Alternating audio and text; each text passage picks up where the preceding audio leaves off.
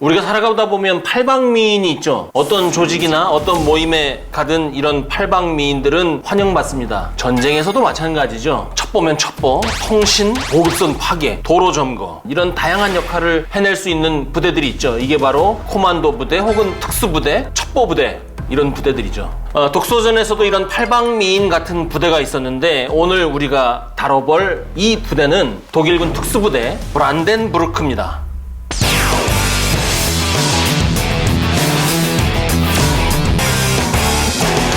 이 브란덴부르크 부대 뭐냐? 한마디로 말씀드린다면 적지중심 작전 부대죠. 전쟁을 하려고 하면 군인 중에 누가 제일 먼저 적지에 들어갑니까? 적지중심 작전 부대죠. 이 사람들이 그럼 뭘 하냐? 관찰, 유도, 타격 이 정도가 될 것 같아요. 적지중심에 들어가서 첩보를 수집해서 아군에게 전파를 한다든지 적의 좌표를 알려줘서 아군이 화력을 운용할 수 있도록 기준점을 제공해 준다든지 전략적으로 굉장히 우선순위가 높은 목표가 있으면 자신들의 능력 범위 내에서 거기에 대한 직접 타격을 하기도 하죠. 제2차 세계대전 당시 독일의 브란덴부르크 부대가 바로 그런 적지중심 작전 부대인 것이죠. 지금 사진에 보시는 이 부대의 이름이 브란덴부르크 유닛 부대입니다. 브란덴부르크 특수부대, 브란덴부르크 코만도 이렇게 써있기도 한데 공식 명칭은 유닛이에요. 기존의 육군 보병이나 포병하고 달리 임무, 작전 환경에 따라서 수시로 편제가 바뀌기 때문에 통상 적지중심 작전 부대를 포함한 특수작전 부대는 유닛이란 호칭을 씁니다. 이것을 우리는 대로 쓰죠. 그래서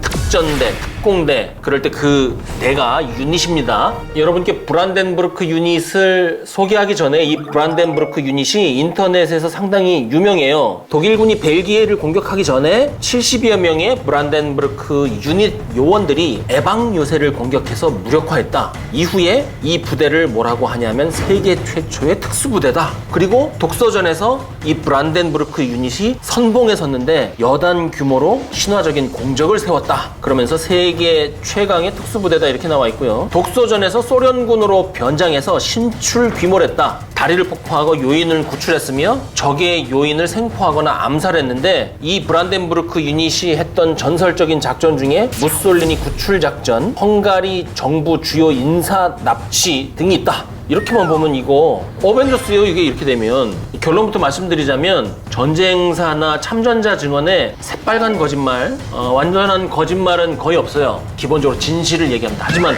과장이 많이 됐다. 이것도 과장이 많이 됐어요. 이 부대를 창설한 게 누구냐면 테오도 폰 히펠이라는 사람입니다. 이 사람은 1차 세계대전에 참전했던 장교 출신인데 적지에 미리 들어가서 염탐을 함으로써 전투에 유리한 여건을 조성할 수 있다는 아이디어를 독일군에게 이제 내놓았죠. 당시에 이제 프러시아 제국군이었는데 이것을 처음에는 프러시아 제국군 참모들이 굉장히 싫어했어요. 왜냐하면 굉장히 비신사적이다, 비겁하다, 염탐을 하다니 이 신성한 결투에서. 그래서 처음에는 그 아이디어가 까이죠. 하지만 히펠이 1차 세계대전의 경험을 통해서 이것이 굉장히 효과적인 전략, 전술이 될 수 있다는 것을 알았기 때문에 묵묵히 밀어붙입니다. 결국은 이 아이디어가 중간에 어떤 형태로 실제화되냐면 기존에 있는 독일군 방첩대라든지 정보부대에 소속되어서 민간인으로 위장을 해가지고 은밀히 첩보를 수집하는 역할, 이런 것을 우리가 하겠다 이렇게 타협을 보죠. 그렇게 평시에는 하다가 전쟁이 발발하면 적지에 들어가서 적의 주요한 첩보들, 주요 인사들에 대한 그런 정보 이런 것을 수집해서 전쟁이 진행되는데 유리한 여건을 조성하는 그런 여건 조성 작전 부대로서 이 부대를 한번 키워보겠다. 이것이 독일 군부에 받아들여지죠. 이것이 결국은 작전 형태로 말하자면 적지중심 작전인 것이죠. 그런데 이런 아이디어가 군부에 의해서 받아들여지고 안 받아들여지고를 떠나서 이 전간기에 굉장히 많은 사람들이 자원을 합니다. 세계 각국을 막론하고 통상 전쟁 후 혹은 전쟁 직전에 혼란기가 되면 거리에 일을 구하는 사람이 넘쳐납니다. 특히 이 독일 전간기에는 시기적으로 여러 가지 단체, 집단, 운동이 만들어졌다고 말씀을 드렸었잖아요. 그래서 이 히펠의 부대가 언제 창설되느냐? 1939년 10월 15일입니다. 처음에 중대 규모로 창설이 되는데 브란덴부르크 유닛이라고 이름을 붙인 이유는 무엇이냐면 브란덴부르크라는 그 마을의 동네에 거기에 본부를 두었기 때문에 브란덴부르크 유닛 혹은 브란덴부르크 중대라고 이름을 붙였죠. 그런데 처음부터 이제 중대 규모인데 대외적으로는 대대라고 불러요. 그런데 이것을 잘못 해석해서 어떤 자료에 보면 처음에 시작할 때 부대 규모가 900명 정도 됐다고 얘기를 해요. 근데 이것은 잘못된 사실입니다. 900명이 아니라 전쟁이 끝나고 사람들이 옹기종기 모이면 그 가족들하고 식솔들하고 친구들까지 다 모인단 말이에요. 왜냐하면 일단 거기에 소속되면 의식주를 어느 정도 해결을 해주니까 보편적인 현상이에요. 그러니까는 어중이 떠중이 숫자를 다 하면 900명이 되는 거예요. 근데 실제로는 150명인 것이고, 왜 대대라고 해야 되느냐, 대외적으로 인사하고 군수 같은 행정 업무를 수행할 수 있는 기본 단위가 뭡니까? 대대죠. 근데 이걸 이제 뻥튀기를 하다 보니까 대대라고 하니까 협조가 잘 되거든. 그러니까 이것을 잘 구별해야 됩니다. 그러면 이제 이렇게 말씀드리면, 야, 그거 네 생각 아니냐, 저는 그렇게 얘기를 안 하죠. 여러분 아시잖아요. 브란덴부르크 유닛의 작전 일지가 있어요. 거기 보면 전장에서 실제로 나가서 활동할 때 보면 26명이 한 개 부대로 나갔다, 더 멀리 나갈 때는 67명이 나갔다, 이렇게 돼 있어요. 이것을 전쟁사 전투 사례를 연구하는 사람들은 이것을 가지고 실제 부대의 규모를 추산을 하는데, 전술적인 과업을 위해서 투입되는 단위가 26명, 67명이면 소대나 중대 단위잖아요. 이 소대나 중대를 작전적으로 지원해 줄 수 있는 전체 부대의 규모는 대대이거나 연대이겠거니 하고 판단한단 말이죠. 그러니까는 초기 전투까지는 브란덴부르크 유닛은 26명이 나갔으면 그 차차 상급 부대가 최대 규모다, 대대일 것이다, 이렇게 판단을 한단 말이죠. 그러면 이제 브란덴부르크 유닛이 창설 직후에 어떻게 됐을까요? 굉장히 홀대를 받죠. 일단 이 부대는 정규군이 아니잖아요. 거기에다가 비주류인 게 외국계 독일인을 갖다가 모집을 했어요. 특히 발틱, 수데텐란드의 독일계 실직자, 백수들, 어중이 떠중이들이 많이 왔단 말이죠. 이걸 끌어다가 부대를 만들었으니 그 부대가 처음에 무슨 힘이 있겠어요. 게다가 지휘관이 사실 창설 지휘관이긴 하지만 당대 사람들의 눈에서 보자면 늙은 정보병과 예비역 대위예요. 대단히 이 부대가 신뢰받을 수가 없는 것이죠.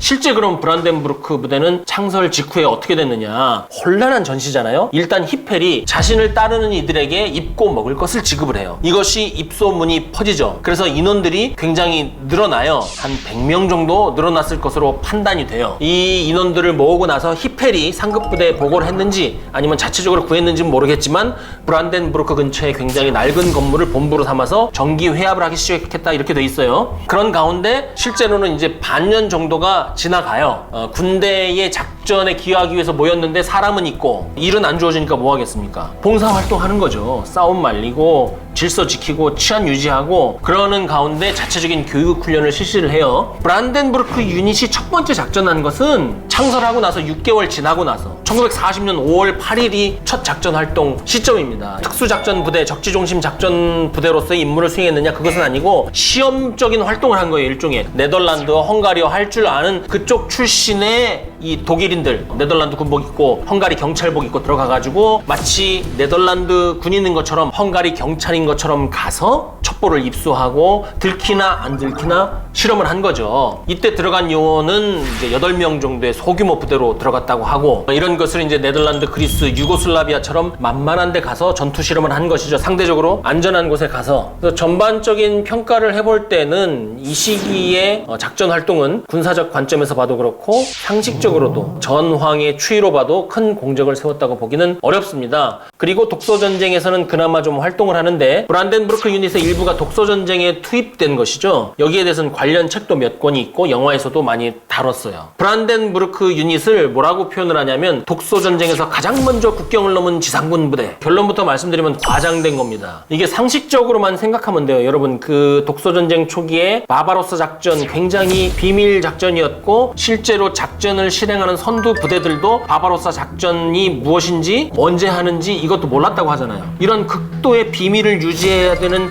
작전의 앞에 브란덴부르크 유닛을 투입을 했다는 거잖아요. 순수 독일계도 아니고 발틱계라든지 수데텐란드계, 이런 애국심이 아직까지는 완벽하게 검증되지 않은 이런 요원들을 작전의 비밀이 탄로날 수 있는데 먼저 집어넣었다고요? 그것은 굉장히 납득하기 어렵죠. 브란덴부르크 유닛이 들어간 것은 1941년 8월 이후에 전쟁이 본격적으로 개시되고 나서 소련 땅에 들어갑니다. 62명의 발틱계, 수데텐란드계 독일인들, 요원들이 들어가서 소련군 트럭, 복장 이런 것을 가지고 소련군 경찰을 흉내냈다. 이 정도가 공식 기록에 남아 있습니다. 그러면 이들이 맡은 임무는 무엇이었느냐? 주로 국경을 통과하는 주요 목이나 요충지에 소규모로 침투해서 일대에 잠입해 있다가 첩보를 수집을 하고 소련 전방에 있는 부대들을 상호 연결하는 그 유선 통신을 끊고 도로를 또 차지하고 있다가 차량으로 가는 그 보급 그것은 약하잖아요. 그러니까 그 부대를 타격을 해서 소련군의 작전 진행에 차질을 주었다고 하는데 뭐 이 정도는 뭐 할 수가 있겠죠. 독서전이 발발했을 때 브란덴부르크 유닛을 이끌고 들어간 사람이 펠커삼이라는 사람이에요. 프라이어 아드리안 펠커삼. 이 사람은 1940년 여름 이후에 브란덴부르크 유닛에 참가했다 이렇게 돼 있는데 자료를 찾아봐도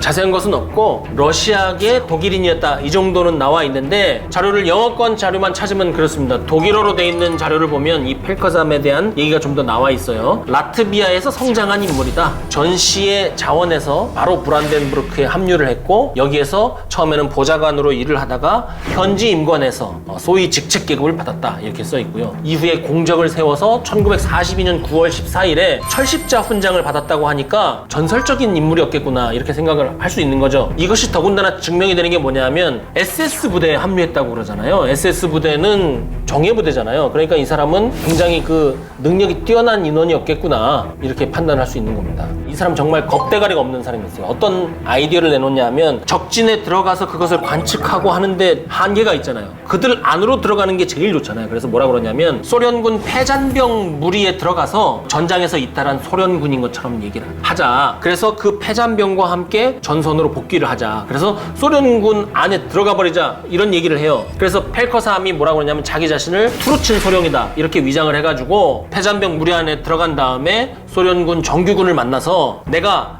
이 패잔병들을 많이 봤는데 얘들을 어떻게 추스를지 잘한다. 내가 나고자 수집 임무를 맡겠다. 이래가지고 소련군 소령으로서 그 전장을 왔다 갔다 하면서 첩보를 이제 수집을 해요. 그래서 이후에 이 펠커삼이 이끄는 브란덴부르크 유닛이 소련 노동자로 위장하기도 하고 소련군으로 위장을 하기도 해서 내부로 진입해서 첩보를 수집하고 정보를 보고를 하고 주요 지점이나 요인을 타격 암살하는 등의 전과를 이뤄냅니다. 이것은 독서전뿐만이 아니라 다른 전투 사례에 등장하는 자생유격대, 민병대, 지역특공대 이런 범주하고도 맞아떨어져요. 이것은 어느 정도 사실일 것이다라고 우리가 판단할 수 있는데 지금부터 드릴 말씀은 기존에 얘기되던 스토리랑 완전히 달라요. 스토리가 확 튄단 말이죠. 여러분 마이코프 유전 선점작전이라고 있죠. 굉장히 유명한 작전입니다. 때는 1942년 10월 8일에 독일군이 마이코프에서 약 20km 떨어진 곳에 있었어요. 이때 브란덴부르크 유닛이 임무를 받죠. 그래서 마이코프 유전지대를 선점하라 이런 임무를 받고 노획한 소련 군복을 입고 소련군 트럭을 타고 들어갔는데 굉장히 유의 소련군 사이를 아무런 통제도 받지 않고 지나서 들어가가지고 소련군이 의심을 안 하니까 대담하게 소련군 장교에게 접근을 하는 거죠. 군관 동지 내부 시찰 좀 시켜주겠소? 그러니까 알겠습니다 해가지고 마이코프 유전 내를 시찰까지 시켜줬다는 거예요. 그리고 그것을 다 파악하고 나서 근접 접근해서 수류탄을 가지고 그 소련군 수경지에 던지고 그리고 참호에 또 거기 병력들이 있을 거 아니에요? 여기에 기관총을 쏴갈기고 그래서 두 개 언어로 동시에 얘기하는 거죠. 러시아 말로 적들이 기습했습니다. 모두 일어나시라요 이러고 독일 말로 또 막 공격하는 소리 내고 그러니까는 정말 기습을 받은 줄 알고 혼비백산하게 만드는 거죠. 그리고 나서 통신소에 들어가서 이러한 상황을 상급 부대에 전파하지 못하도록 장비를 다 망가뜨렸다. 지금 현재 펠커삼이 소련군 장교 역할을 하고 있잖아요. 돌아다니면서 철수해라, 도망쳐라, 큰일 난다. 그래서 마이코프 유전지대 내에 있는 소련군이 전부 다 철수를 했다. 그리고 마이코프 유전지대를 독일군이 10월 9일에 너무나 쉽게 손에 넣었다. 나중에 가면 이 브란덴부르크 유닛이 여기서 안 끝나고 이 발지 전투까지 가요. 그래서 미군의 후방을 교란 타격했다 이렇게 돼요. 독소전쟁 초기에 소련군의 후방을 교란했다면 그것은 어느 정도 믿어줄 수는 있어. 사실상 너무 과장된 것 같긴 하지만 그런데 전쟁이 한참 진행되고 있는 연합군의 일부로서의 미군의 후방을 교란 타격했다? 이것은 정말 믿기 어려운 것이죠. 그런데 뒤에 가면 더 가관입니다. 브란덴부르크 유닛의 상당수가 나중에 그들의 공적을 인정을 해서 영국, 프랑스, 미국과 같은 선진부대 의 특수부대를 창설하는데 이들 브란덴부르크 유닛의 요원들이 들어가서 어드바이저를 했기 때문에 전설처럼 내려오는 것이다. 좋아, 그럼 여기까지는 믿어준다고 쳐요. 근데 너무 나갔어. 브란덴부르크 유닛이 결국 미 네이비실 창설에 크나큰 영향을 미쳤대요. 증거는 없어요. 이런 것은 믿기 어려운 것이죠.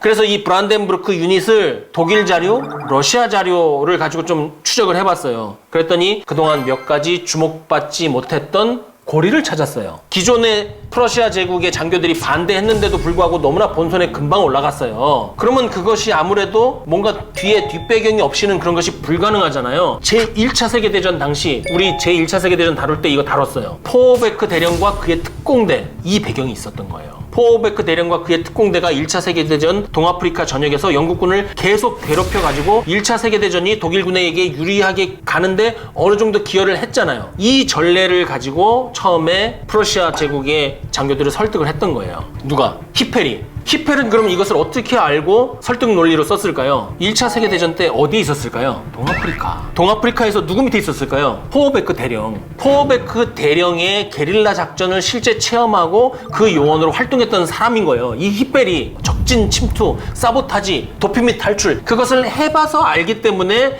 이 브란덴부르크 유닛을 1년 이상 성과가 없는데도 데리고 존버를 한 겁니다. 우리가 브란덴부르크 유닛의 특수작전, 마이코프 유전 선점 작전에서의 그 빛나는 성과, 뭔가 그런 어떤 재밌는 얘기, 여기에만 너무 집중하면 진실로부터 눈을 돌릴 수가 있다는 것이죠. 아, 1차 세계대전 때 동아프리카에서 그것을 경험해 봤기 때문에 이런 걸 할 수가 있었구나. 뭔가 새로운 아이디어를 제시할 때는 경험에 의해서 뒷받침이 될 수 있어야 되고, 그 경험치에 의한 성과를 참모부에 제시해야 이 부대에 대한 인력, 제도, 예산 같은 것들을 확보할 수 있겠구나. 이런 것들을 알아야 우리가 일상의 삶 속에서 전사의 그런 교훈을 활용할 수 있는 것이지, 브란덴부르크 유닛이 가갖고 말이야 총으로 코만도처럼 쏴가지고 소련군들을 그냥 잠재워버리고 말이야 하하하, 이런 방향으로 우리의 전사 연구가 가서는 그냥 재미, 흥미로 끝난다는 거죠. 그렇다면 네이비시 창설에 영향을 줬다? 그게 이제 미묘한 부분인데, 미 특수전사령부 박물관이 노스캐롤라이나 페이필이라는 데 있어요. 거기 가면 미 특수전의 모체 부대, 미 특수작전에 영향을 미친 뭐 부대, 사건 이런 게 쫙 있어요. 거기 가면 우리나라 부대도 있고 독일군 부대도 있고 영국 코만도도 있고 이렇게 있어요. 그러면 미국의 입장에서는 뭐냐면, 이러한 여러 작전의 교훈들을 우리가 물려받아서 더더욱 한층 발전할 수 있었다, 이렇게 얘기했는데, 거기에 언급되어 있는 그 각 국의 그 부대들은 뭐라고 하냐면 우리가 미 특수작전 부대의 할아버지야, 이렇게 얘기하는 거죠. 그럼 그것도 과장이 됩니다. 그냥 브란덴부르크 유닛의 작전 활동과 그들의 교훈이 나중에 미 네이비실 창설에 도움이 되었다, 이 정도 얘기해야 우리도 납득이 가지, 모체 부대가 됐다, 브란덴부르크 부대 짱짱맨 이러면 안 된다는 거죠. 영향을 주긴 줬어. 주긴 줬다. 그러나 그것이 전부인 것처럼 얘기하지 말자. 우리 전쟁사 연구하고 전투 사례 분석할 때 과장 좀 하지 말자. 있는 그대로 얘기하자. 그렇게 얘기하자는 것이죠. 독일군에 밀리던 소련군이 드디어 역전승을 거두면서 동시에 동부전선 분위기도 대반전이 되죠. 영화보다 더 극적이고 그만큼 드릴 말씀도 더 많습니다. 알려지지 않은 내용도 오늘 많이 나올 것이고요. 독소전쟁 하면 가장 먼저 떠오르는 전투 중에 하나, 스탈린그라드로 갑니다.